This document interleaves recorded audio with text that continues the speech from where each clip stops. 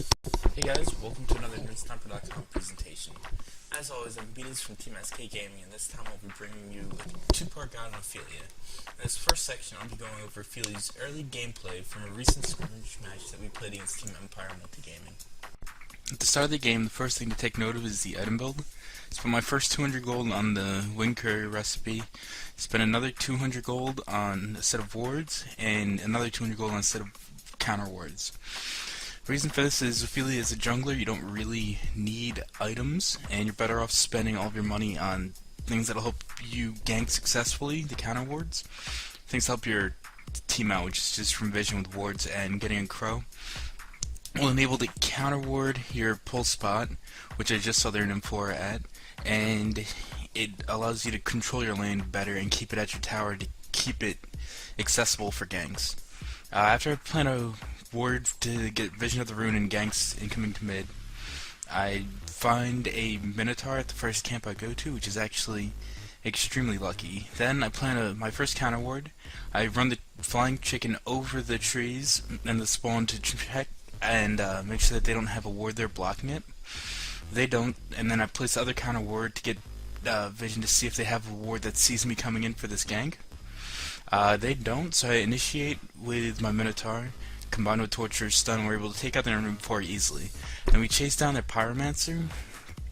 He lands a stun on my creep, and I'm able to chase him down, combined with Torture Stun once again to pick up a second kill, which gives us a really strong early advantage in the tri-lane versus dual lane setup that we have going on. This strategy with Ophelia combined with Torture and Glacius as a pseudo tri-lane is something that we built specifically to go against the aggressive type tri-lanes that are prominent right now.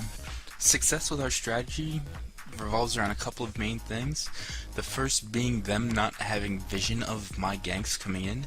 If they don't know where Ophelia is or what creep that I have, they have to play passively, which means our dual lane of Glacius and Torture is going to get an experience advantage.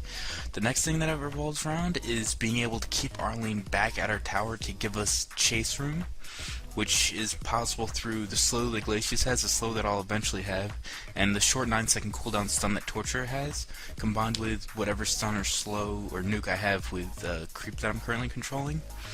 And another important thing about the lane setup is having two ranged heroes that can hold their own in a 2 versus 3 and play defensively early on when I'm not around for ganking, which Glacius's AoE slow and Torture's new revamped stun gives us in this laning setup. One important thing that you can be doing when you are playing here like Ophelia is, one, at the 2-minute mark I'm stacking a creep camp by walking near it. Then I'm getting rune control. I'm running to bottom rune early, which means that our mid only has one rune to check. He can go to it early to make sure that the opposing mid hero doesn't have rune control. Next thing I do is, instead of farming, I'm constantly watching the positioning of the other team's tri-lane. It looked like they were going to try to set up for a gank on me, so I backed off, going to our easy camp. Then I saw them move out into a defensive position where their Hammerstorm is acting like a ward, looking for me. I see him just sitting there, so I motion to get a gank on him as he starts coming up. However, our Glacius and Torture are still playing passive. They actually dropped a counter ward where I was to try to get rid of our vision there, because he knew that I had placed a ward. I already had a counter ward there and was able to take it out with my Minotaur before they were able to kill my own. Then I start stacking the jungle a little bit more at our pull spot to get a triple pull setup. That way, when the lane does push out, we can get it back right away. Then, as they move back, I go up to do some farming. As they move up, I go to put pressure on them to harass them and keep our level advantage going. Their Hammerstorm gets in a really bad spot, so we initiate the gank on him. The way that you play Ophelia when you're going to set up a gank and you have a creep such as a Minotaur that has a stun that you have to be microing is I cast my Q on their Hammerstorm, then I right click with my hero, tab over to my Minotaur, and I micro my Minotaur right there. He was actually running into some fog, so I figured he was going to run right to try to get away, or if he runs left he's dead anyway, so it doesn't matter where I go. with it, he's dead either way if I run my Minotaur to the right, so I microed it to the right. He actually went left and died anyway, which isn't really a big deal. Then, while their Hammerstorm's still gone, I go back to do some farming. 4-minute rune spawns, I motion over to go pick it up, which forces their Nymphora to grab it as he was camping it as well. And that just denies the rune from their mid, which was important. And the next thing I want to talk about is keeping up a level advantage. If you look at their tri-lane of Pyromancer, Nymphora, and Hammerstorm, they're levels 3, 1, and 2. His Hammerstorm just hit level 2 from moving around and ganking our Valkyrie that was farming top. While our Glacius and myself are both level 3 and we have a level 4 Torturer, so we built up a really big level advantage already. Since their Hammerstorm was top, I wanted to try to set up a gank on bottom. However, they knew it was coming because of the images that Nymphora had picked up earlier, and were able to play back. Even though we aren't getting a kill, me staying over here, messing with this image, means that both their Pyromancer and Nymphora have to play back and passively, and they're not able to get experience. Our Glacius is also not getting experience, while our Torture is getting solo experience in the lane. Then, we saw they moved up a little too far. We tried to set up a gank. They landed some nice stuns on my Minotaur, so I wasn't able to catch up to them. And we weren't able to make anything of it. Then I just chased down the last image, get rid of it so I don't have any vision, and go back to the jungle. Right here I'm actually moving my hero one way while moving my Minotaur another way. I know with 3 heroes here, if they see my Minotaur, they're going to be playing defensive anyway. So I'm just sitting in the jungle getting ready to stack while keeping my Minotaur there just to pressure them. Because they see the aura, they're going to play back thinking my hero's there too. I actually just denied an archer to take away some money from them. And then 6-minute mark, I stack up the jungle again. And then head over, or see Glacius is heading over for the rune. Figure he's safe going for it by himself. So I just farm a little bit. He actually gets ganked at the rune by their Hammerstorm and their Nymphora. So move over to go and try to save him. He gets a freeze off and he looks to be okay. Except he gets nuked down by bubbles. I actually missed my Minotaur stun there. However, with the place that I used it, it would either catch their Hammerstorm or prevent him from getting the kill, or it would be useless and he would live unless more outside help came, which did come in the form of bubbles.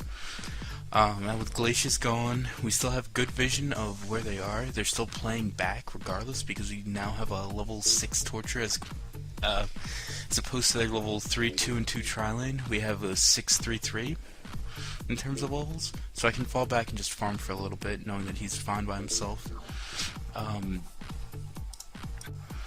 The next thing that I wanted to talk about is Ophelia's skill build as well as item build. At level 1 you're obviously going to be taking a point into command first, so you can control a creep to gank with. Then at levels 2 and 3 I elect to go for a combination of getting Q twice, because if you get your command again, the only benefit is getting plus 15 move speed and some HP on your minions, which you can only have one at both ranks 1 and 2, so I think that getting another point in your slow is far superior to getting another point in command for just pretty much just move speed on your creep. In terms of item build, you want to get an early Ring of the Teacher in case you do early pushing, and it also gives your creeps mana regen and a little more armor to help them tank while you're jungling better. And then you obviously pick up your boots and then get your health potion.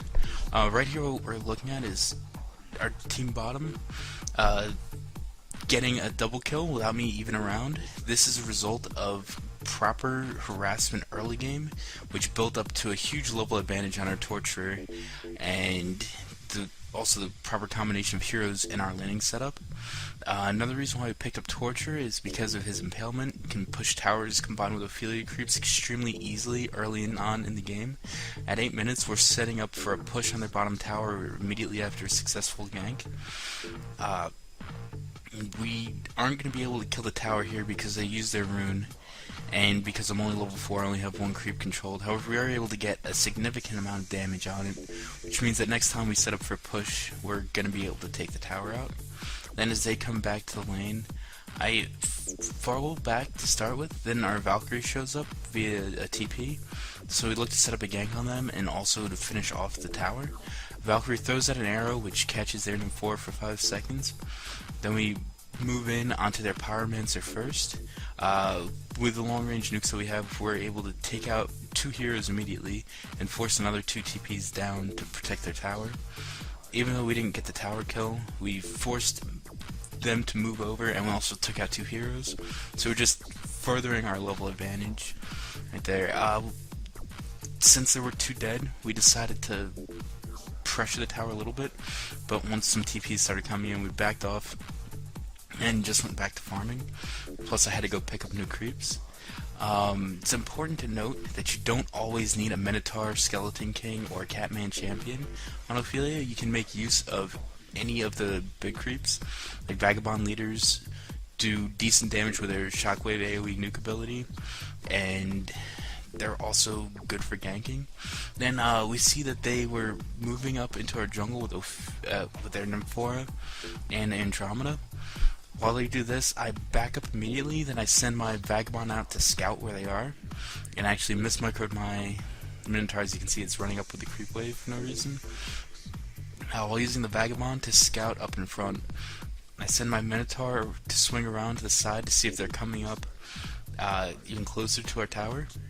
I see their Nymphora instantly and start auto-attacking him, switch back over to my Vagabond and get a shockwave off, then I cast my Q and followed up with a stun. Torture's able to take him out without even using his stun, and then even though he misses his stun on Andromeda, we're able to take him out as well, resulted in a quick double kill. And after more kills bottom, our Moon Queen shows up and we decide to go for the tower kill for sure this time. I take my Vagabond and I put it on the tower while I'm microing my Minotaur and my hero. I get a shockwave out as their Hammer Storm initiates on me. Then they decide to dive in. Our Moon Queen ult's able to take them out while my Vagabond kills the tower. I left the Vagabond on the tower strictly to try and tank auto attacks and also finish off the tower, because the Minotaur stun is more useful than a Vagabond's shockwave. I already used Vagabond's shockwave regardless. After we took out the tower, even though I'm low HP, I'm pretty safe in my jungle at this point. Their Nymphora doesn't have his ultimate yet, so I can see when they're actually coming in to set up a gank on me, so I can keep jungling and keep farming. Because you want to hit level 7 as soon as possible on Ophelia to get your 3 creeps, and that's when you're at your maximum effectiveness early in the game. Even though a skeleton is a very good creep to have, I don't really care and I just want the experience. I'm going to be farming for a little bit right now, as their attention is going to be diverted from bottom as we already got the tower, and they're going to be focusing on ganking elsewhere. So I'm just going to farm up. I'm close to an Astrolabe right now. I want to finish that. Another thing I want to point out is I just used my heal. Our Valkyrie got ganked top. One thing that's really, really important on Ophelia is good map awareness and game sense. I see Valkyrie taking damage because I'm always looking at the minimap. I'm always looking at the left-hand side for the hero's HP of my allied heroes. So you want to try to use your ultimate when they're getting ganked to give them a chance to use their escape abilities or get that TP off to live. And it's just important to always hit those clutch heals. Another thing is, since that's hard and you're always doing a lot of different things on Ophelia in terms of watching the map and making decisions for where you want to be, where you want your creeps to be, where you want your hero to be, because your creeps can't teleport with you, is that you can share control with an ally. In this case, I shared it with our Glacius, who's actually Sniper Dad 420 from Plan Deal With It, and he was using my hero as well to help ultimate throughout the game. He only actually used it, I believe, 2 times, but having an ally that can assist you in microing some of your abilities, it'll help you out as a team, because it is hard at times to do everything at once on Ophelia, because you have to control 3 creeps plus your hero. And then I was talking about early items before in skill build. To continue with that, at levels 5 and 7 you obviously want to level up command, so you can control 2 and then 3 creeps. At level 6 you obviously want to also get your ultimate. In terms of items, depending on how well I'm farming, I'll either go for plated greaves after I get my Ring of the Teacher, or I'll go for an astrolabe. In this case, I was farming really well. As you can see, I've got 2 kills, 5 assists, and I already have 1 tower kill. So at around the 12.5-minute mark, I was able to finish my astrolabe, and I go to pick that up. Also, while you're jungling, at times you'll find creeps that are good. Like here I found a Minotaur, and I choose to command it. It kills off my existing Minotaur that had no mana, so it wasn't really a big deal. You can also don't be afraid to use your creep's abilities to help you jungle faster. You're going to be founding at times anyway, and you're also going to be finding new, better creeps at times, so it's not a bad idea to do that. Like as you can see here, I picked up a Catman along with a new Minotaur. There was a team fight top that happened. I was obviously farming, so I wasn't in range. However, I took the time that they were running heroes back to the fountain to regenerate, to set up a push on their mid tower. As I get there and our Moon Queen gets there, I see that their bubbles is rotating over along with their Hammerstorm, so they could potentially set up a defense with that. I take my Vagabond and I block the most obvious path that they're going to try to run through to get to us, which blocks their easiest route of initiation onto us, and essentially just secures the tower kill for us, and pick up another tower kill, which gives me enough gold to pick up my plated greaves shortly. Then, since they were still rotating around the map, forced even more movement on them by setting up a push on their bottom tower. I take my Vagabond to scout out to see where the rune was because a ward faded. Force 1 TP in, and unfortunately Valkyrie missed, otherwise we would have dove onto their Nymphora and taken him out easily. Then their Hammerstorm chooses to initiate. I'm blocking him to the best of my ability with my Vagabond. Then I switch over to my Minotaur, trying to stun more than just the Hammerstorm. Unfortunately, I only catch him. They're able to take me out. It wasn't really a big deal that I died there because I forced them to use 2 somewhat long cooldowns on me, and their Bubbles ult and Pyromancer ult, and I'll take that death for the team. While I was dead, I still had 2 creeps alive, Vagabond as well as an out-of-mana Minotaur, which I used both and suicided both in order to help my team out in the fight and also kill their tower. Then when you res, you've obviously got to go in the jungle and pick up new creeps. One really nice thing that they changed about Ophelia is this charges that you now have on command, so you're able to get creeps in the jungle faster after dying, or after your creeps have been wiped out after a push or defense. It just enables you to get your creeps up faster. Once again, I'm not really picky about which creeps I take. Here I have 2 Vagabonds, which are inferior to Catmen and Skeleton Kings and Minotaurs, but it doesn't really matter, you just want to pick up your creeps as soon as possible. Then we see the Pyromancer actually used Ward Vision, which I pinged out immediately so I could get it counter-warded, to take out a double stack of Vagabonds. And first, I wanted to set up a gank on him. However, he falls back. Our Valkyrie tried to arrow him, but unfortunately misses. So I just go to farm the lane. But once you can farm lanes on Ophelia. However, once an actual carry shows up, or important farming hero on your team, you want to back off and just go back to the jungle, because you can farm the jungle easier than them, and they can farm lanes easier than you. Regardless though, you do want to be farming on Ophelia, because even though in this game I wasn't our primary support, as in like it was the Glacius that was doing all of the warding and counter warding, Ophelia does scale really well with items. As you can see, having an Astrolabe this early as well as Plated Greaves helps us push faster and helps me keep the team alive. While I was taking out a stack in the jungle, the creeps actually got low, so I used Astrolabe on him. It's not really a big deal because I do have mana regen. I don't want to use my ultimate to keep my creeps alive there. The next item I'm going to pick up as I start farming more is going to be a glowstone, which works into a Staff the Master. It's a really good item on Ophelia because it makes your ultimate only a 30-second cooldown. And also while I'm leveling up, at level 8 I got a point in my W, which allows me to send allies back to the fountain if they're getting ganked and they're low, or if they just need a free trip to the fountain, and it saves them time because they can just teleport elsewhere. And at levels 9 and 10 I max out my Q. As we get into the first major team fight of the game, they actually used their Pyromancer and 4 ultimates to pick off our Valkyrie. I used my ultimate to try and save him, however it wasn't enough. Then our Valkyrie buys it back and gets his ultimate off to help us out as they initiate on us. We fall back with it, and I use my Astrolabe to help out our Glacius and Moon Queen to get back into the fight. And their Andromeda is out of position. I use Net from the Skeleton King combined with the Q from the Catman to try and slow him down and take him out, which unfortunately wasn't enough as he used his swap to get himself out of there. As we're chasing them down to their base, our Torture's able to catch their Andromeda, and I knew he was dead, so I switched my focus to their Pyromancer. I get my Q on him, follow it up with my Skeleton King's net, and myself as well as our Valkyrie are able to finish him off. And their Bubbles comes back as he bought out, and we just back off the tower completely. One thing I wanted to talk about here is Ophelia's creep control, which is what people have the most problems with. Like I said earlier, I just either right click with my hero, use a skill and then right click the hero onto another hero, then take my growing specifically to the creeps, and not really worry about what my hero is doing because it's already attacking a hero, it's doing what it should be doing and all it can do.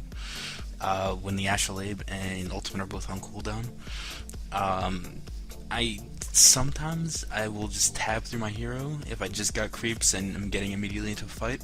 Other times I use control groups. I use control group 1 for my hero, 2 for a Minotaur or a Skeleton King, which is going to be the hero that you're going to be initiating with, preferably a Skeleton King though. 3 is Minotaurs or your Catmen, and 4 is also another slot for Minotaurs or Catmen. Obviously that'll change based on the creeps that I have, but you typically are going to initiate with Skeleton King, so they're at the start of the control groups, the easiest buttons to hit next to my hero. Then it goes down to the ones that are in melee range in order of importance, because Minotaurs and Catmen are about equal, with Minotaurs being slightly better, and Vagabonds are obviously going to be the worst because they're Shockwave, they don't have a disable or a slow. And that's the easiest way that I have personally found to control Ophelia's creeps. At times though, I don't have time to set up the proper control groups, so I just tab through the creeps really quickly, and I have them all selected, and that also can work for you. And that'll wrap up part 1 of the Ophelia guide. Once again, I'm Bdiz from Team SK Gaming, and I hope you learned a thing or two to help out your own Ophelia play. As always, post any questions or comments on the Nerdstomper.com forums. Myself or Yoda will reply to further help you out. Make sure to check back to Nerdstomper.com as well for part 2 of the Ophelia guide, which will be going over mid to late game Ophelia play.